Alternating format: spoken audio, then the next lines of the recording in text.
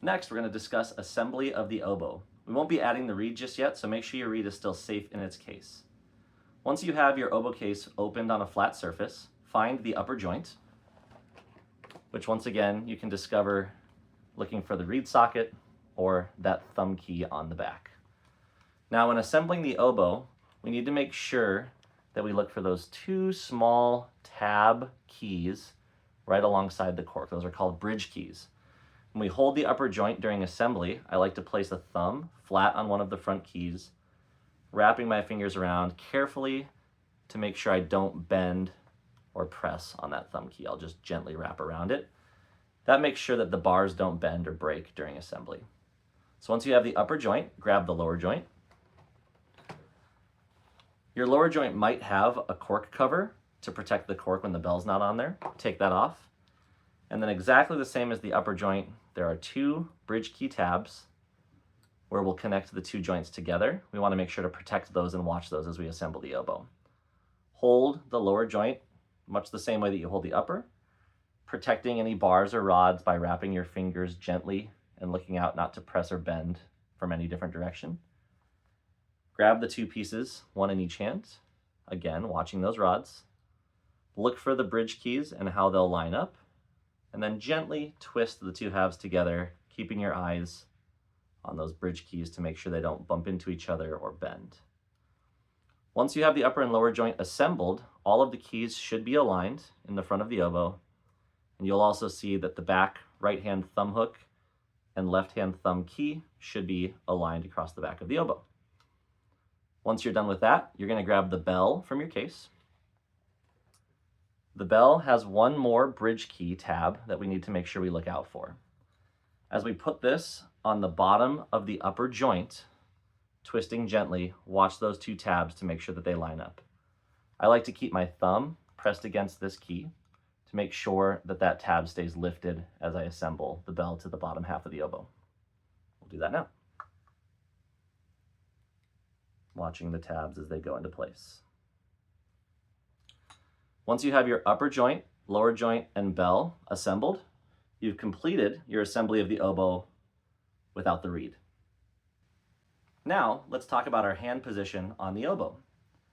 With your right hand, hold somewhere in the lower half of the oboe where you can comfortably keep your hand secure without bending any rods or keys. Now with your left hand, which will be your upper hand, make a C shape and put your thumb perpendicular to the oboe across this back thumb octave key. For now, you can close the octave key if you'd like, or you can put your thumb directly below that to secure it in place. Across the front of the oboe, we want our fingers to go perpendicular to the instrument, using the pad of our finger on each key.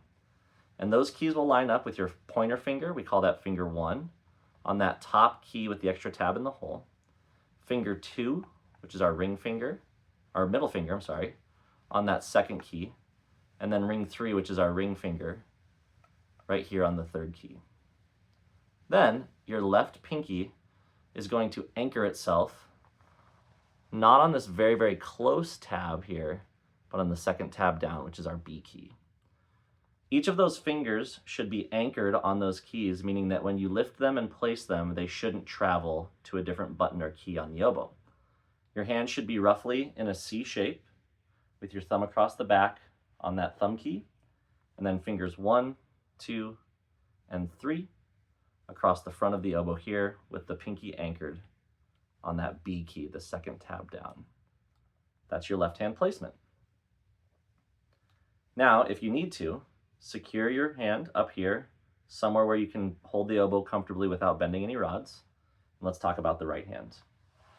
The right hand of the oboe is much the same shape. Make a C, and take your thumb and slide it up the back of the oboe until it hits this little thumb hook rest. That thumb rest should sit right above the bed of your nail, right where your nail connects to your finger. It'll look like this. Similar to the other hand, we want our fingers to come across the oboe perpendicularly to the ground and to the oboe, or parallel to the ground, with our first finger, which we call finger 4, the pointer finger, on that first key on the lower joint, finger 5, which is our middle finger, on this key here, We're going to skip that little banana key for now, and finger 6, which is your ring finger, is going to go on that bottom button with the hole. Then your right hand pinky will anchor on the top of the 3 pinky keys, which is our low C key. So again, from the top, we have our thumb, left thumb, under or on the thumb key, perpendicular to the oboe, finger number 1, finger number 2, finger number 3, and our pinky anchored on this B key. And then in the right hand, our thumb comes up the oboe to that hook, fingers perpendicular to the instrument, finger 4, finger 5, finger 6, and then our pinky anchored on the top key, which is our low C key. When we hold the oboe, our fingers will be placed looking somewhat like this. Again, the numbers from the top, 1, 2, 3, 4, 5, 6, and those 2 pinkies are anchored on their anchor keys, the low B key and the low C key. Your hand should stay round, and we want to make sure that our fingers never get tense or tight on the oboe so that we never develop tension in our wrists and our arms as we're playing.